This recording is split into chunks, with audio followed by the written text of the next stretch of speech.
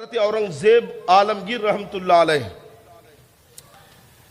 ان کے اوپر کیے گئے اعتراضات کے میں انشاءاللہ تبارک و تعالی آج جواب دوں گا۔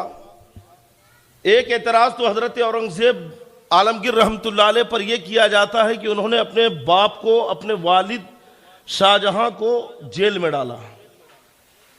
ایک اعتراض ان پر یہ ہوتا ہے کہ انہوں نے حکومت کے لیے اپنے بھائیوں کا قتل کیا، اور ایک اعتراض ان پر یہ کیا جاتا ہے کہ انہوں نے سرکار غریب نواز رضی اللہ تعالی عنہ کی مزار پاک توڑنے کی کوشش کی۔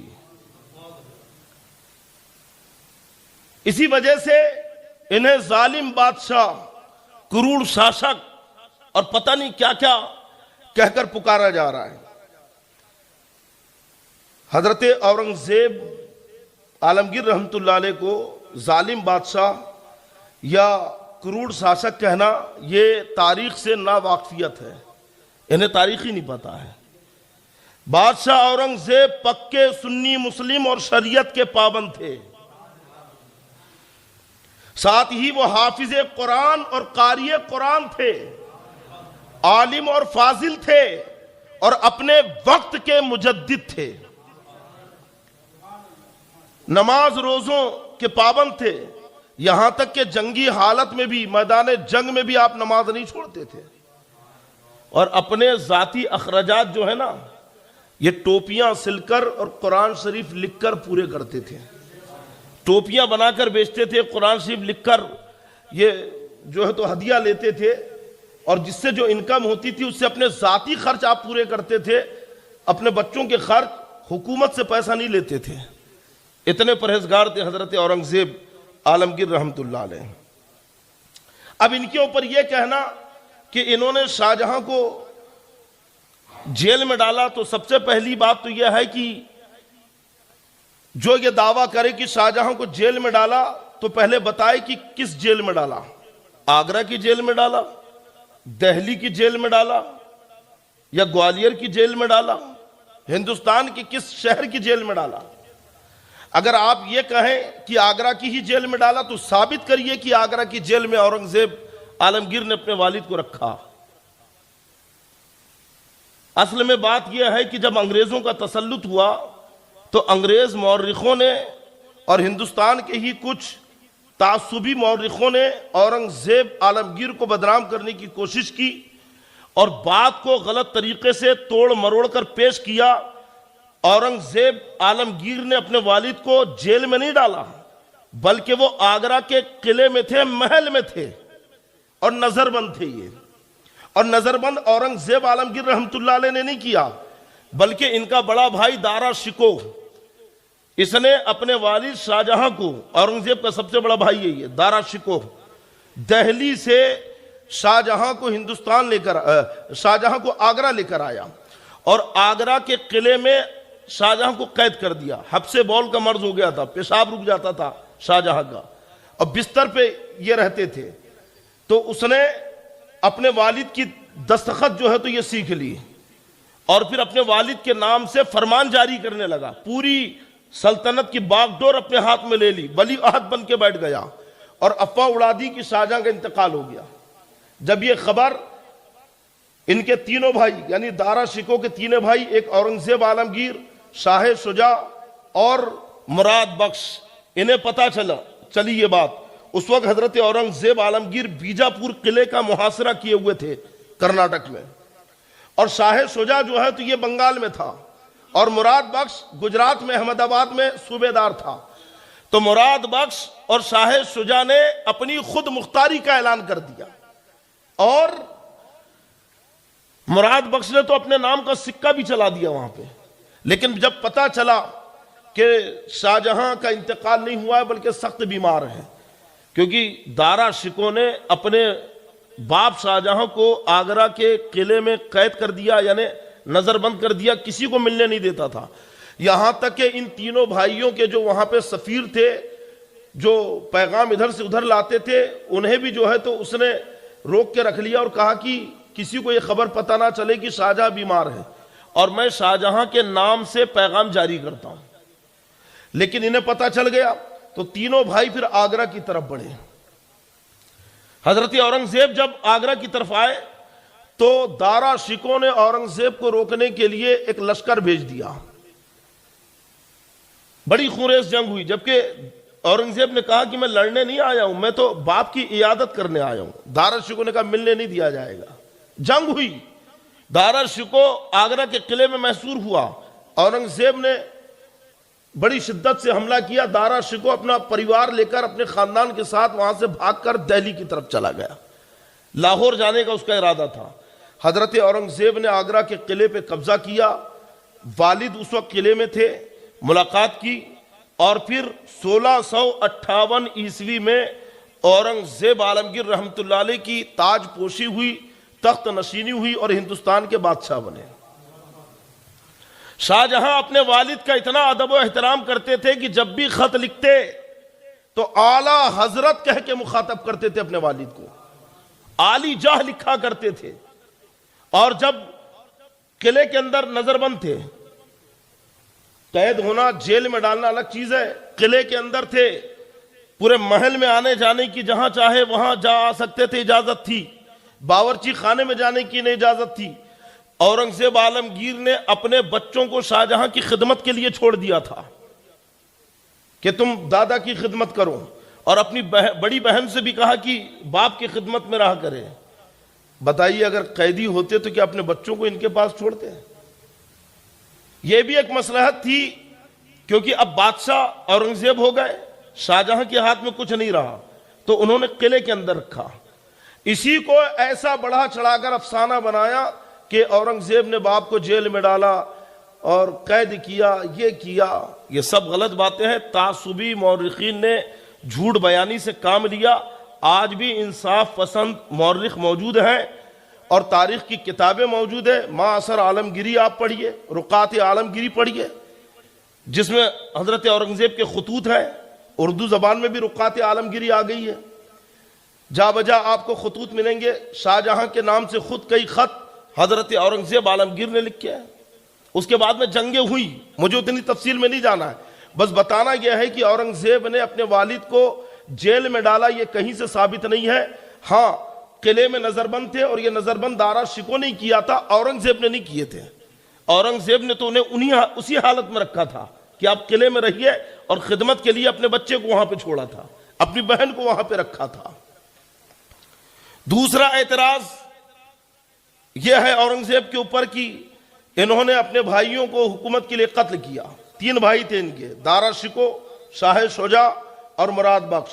شاہ شجاع جو بنگال کا گورنر تھا، اس نے بھی حملہ کیا، اورنگزیب سے لڑائی کی، شکست ہوئی، پٹنہ بھاگا، پٹنہ سے آسام کے علاقے میں گیا، وہاں کے بادشاہ سے اس کی جھڑپ ہوئی، اور پھر وہیں پہ یا تو وہاں کی قوم نے اسے قتل کر دیا یا وہاں مفقود الخبر ہو گیا.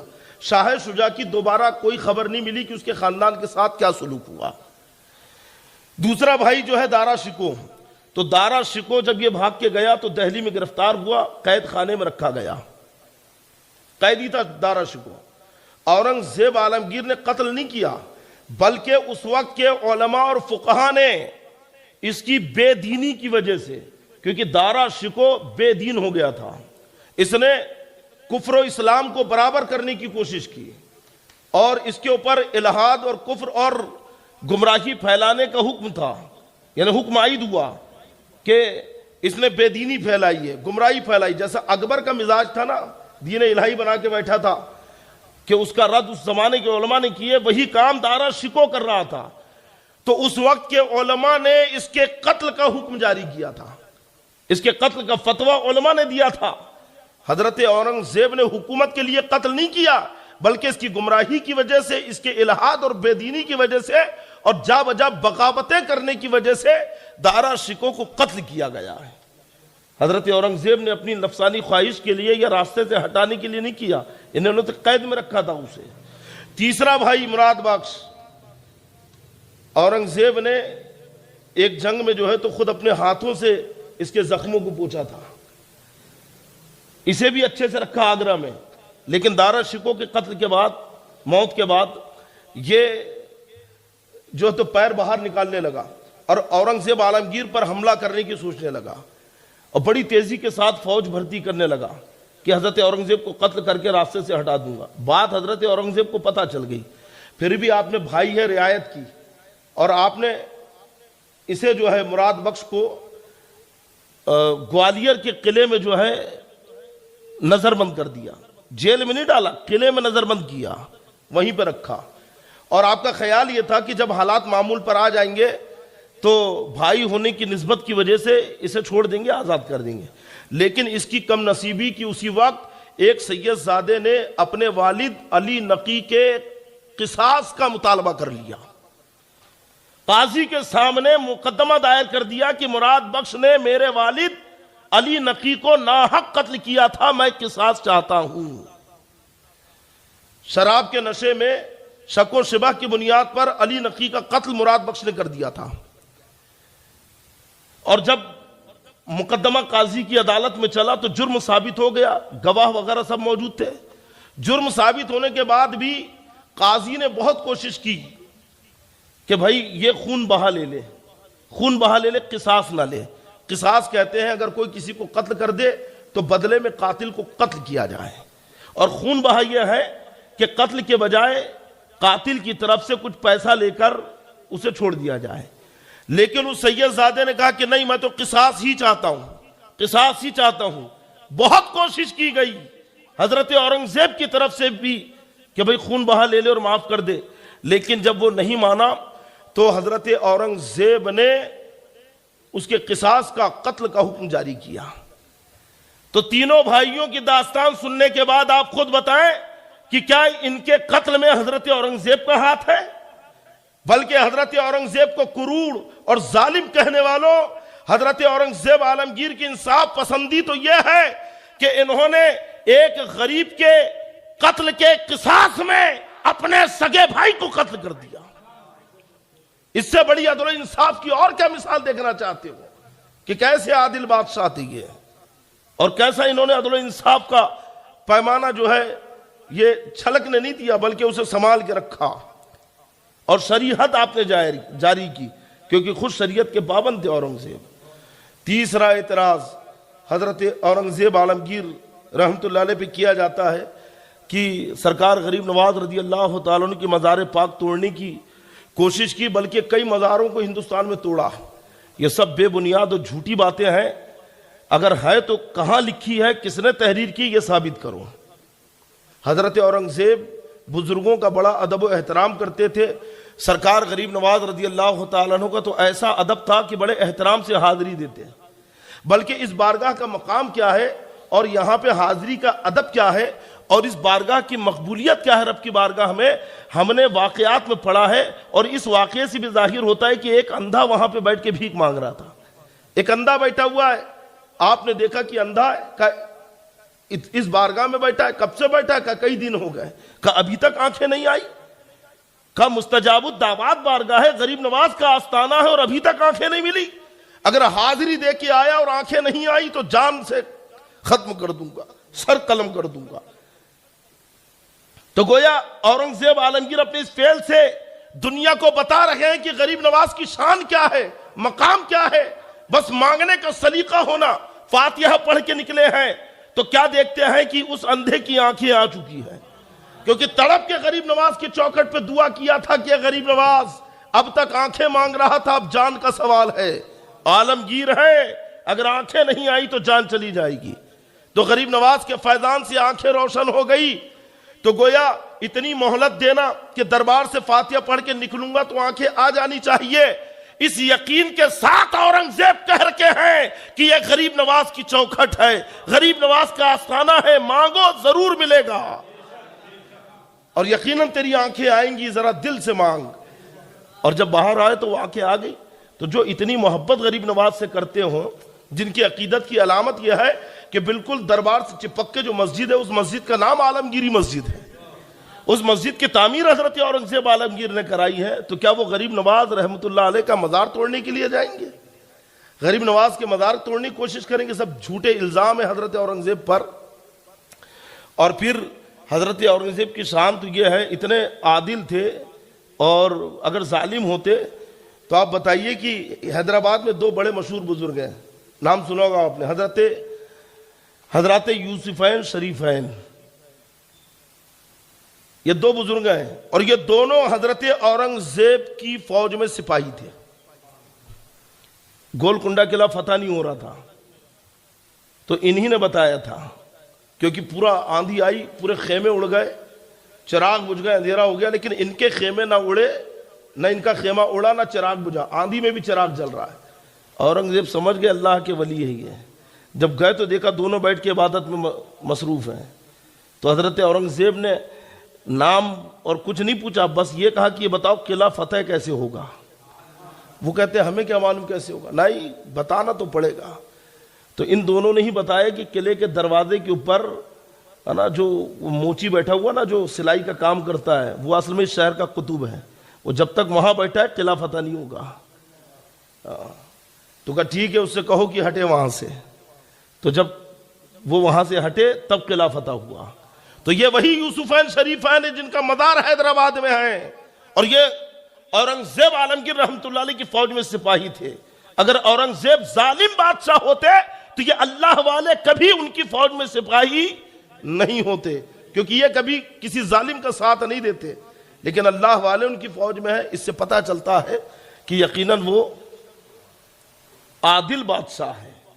اور پھر حضرت اورنگزیب کو بزرگوں سے ایسی عقیدت و محبت تھی کہ آپ نے احمد نگر میں آپ کا وصال ہوا تو وہاں پہ آپ نے وصیت کی کہ مجھے خلد آباد میں، اورنگ آباد کے پاس خلد آباد میں، سلسلہ چشتیہ کے 22ویں خواجہ حضرت خواجہ زین الدین رحمت اللہ علیہ کے قدموں میں دفن کرنا۔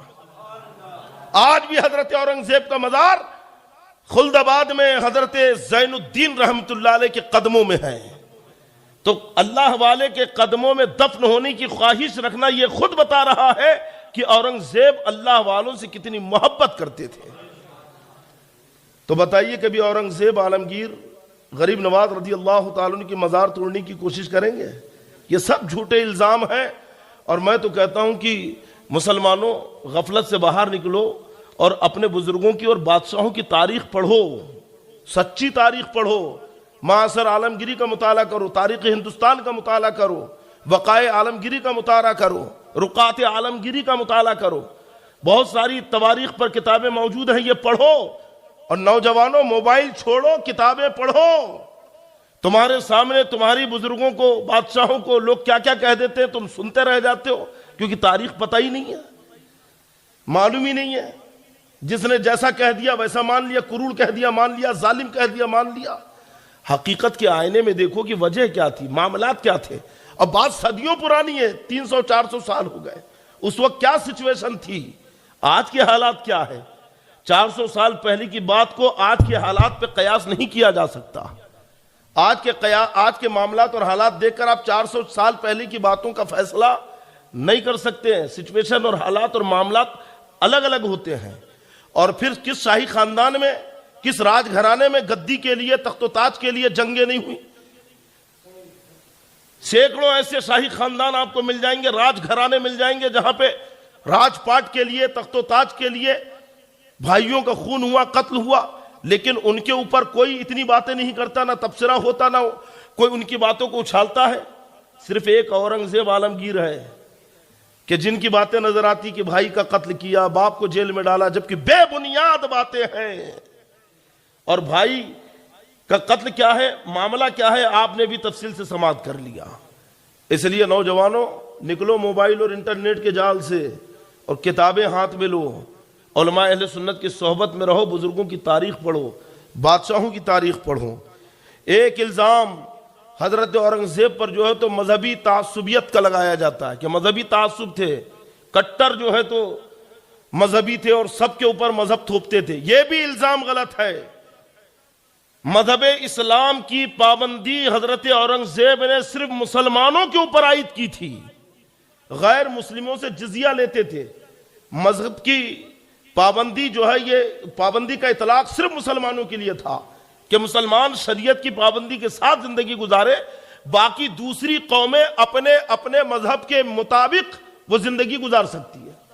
کبھی آپ نے مذہب اسلام کا قانون دوسری قوم پہ نہیں تھوپا، بلکہ ان کے جو معاملات تھے، ان کے جو قانونی جو بھی معاملات تھے، تو اس کے لیے اورنگزیب عالمگیر نے الگ سے انہی کے مذہب کے جج متعین کیے تھے، جو جس دھرم کا ہوتا تو اس دھرم کے مطابق اس کے فیصلے کرتے تھے، اور جج متعین کیے تھے۔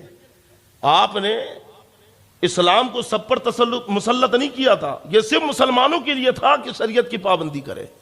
باقی قومیں اپنے مذہب کے مطابق، یہی وجہ ہے کہ انہیں اپنے مذہبی رسومات کی ادائیگی کی پوری چھوٹ تھی، جو چاہے وہ اپنے مذہبی اپنے بت خانوں میں، عبادت گاہوں میں جس طریقے سے چاہے اپنے مذہب کے مطابق کرے، کوئی ان کے اوپر پابندی نہیں تھی۔ ہاں، اخلاقی پابندیاں یا اخلاقی مروتیں یہ تو سب کے اوپر جاری تھی، جیسا کہ حضرت اورنگزیب نے جیسی بادشاہ بنے تو آپ نے سب سے پہلے دربار سے موسیقی نکال کے پھینکی، باجے گاجے اس کے اوپر بین لگایا۔ اس کے بعد آپ نے جو ہے بادشاہوں کے کپڑوں کو سونے کے تاروں سے سلا جاتا تھا، یہ بند کروایا۔ سونے کے عمدہ دھاتوں کے قلم جس سے تحریر کی جاتی تھی، آپ نے اسے اٹھوایا اور کہا کہ سادے قلم سے دربار میں تحریر کی جائے گی۔ ہر طرح کے منشیات، شراب اور نشے پر آپ نے پابندی لگائی، جوا کے اڈوں پر آپ نے پابندی لگائی، طوائف خانے آپ نے بند کیے، زنا کے اڈے بند کیے، اور جو عورتیں وہاں پہ تھی جو اپنا پیٹ پالتی تھی، یہ کام کر کے آپ نے انہیں حکم دیا کہ وہ شادیاں کر لیں۔ تو کیا آج کی حکومت ان چیزوں پہ پابندی نہیں لگاتی؟ کیا غلط کیا تھا حضرت اورنگزیب نے؟ شرابیوں کے اوپر پابندی لگائی، جواریوں پہ، کیونکہ اس سے بد نظمی پھیل رہی تھی۔ آج کی حکومت بھی تو شراب کے اڈوں پہ چھاپے مارتی ہے، حقہ پارلروں پہ چھاپے مارتی ہے، جوا کے اڈوں پہ چھاپے مارے جاتے ہیں، طوائف خانوں پہ چھاپے مارے جاتے ہیں۔ حضرت اورنگزیب نے بھی تو یہی کیا تھا کہ آپ نے یہ ساری برائیاں ختم کی۔ مزید آپ نے مزارات میں عورتوں کی حاضری پر بھی پابندی لگائی تھی کہ مزار میں عورتیں نہیں آئیں گی۔ تو یہ پابندی سب کے لیے تھی کہ ہندو ہو، مسلم ہو، سکھ ہو، عیسائی ہو، کسی بھی مذہب کا ہو، شراب کی پابندی اس کے لیے بھی ہے، جوا کی پابندی اس کے لیے بھی ہے، طوائف خانے سے دور رہنے کی پابندی اس پر بھی ہے۔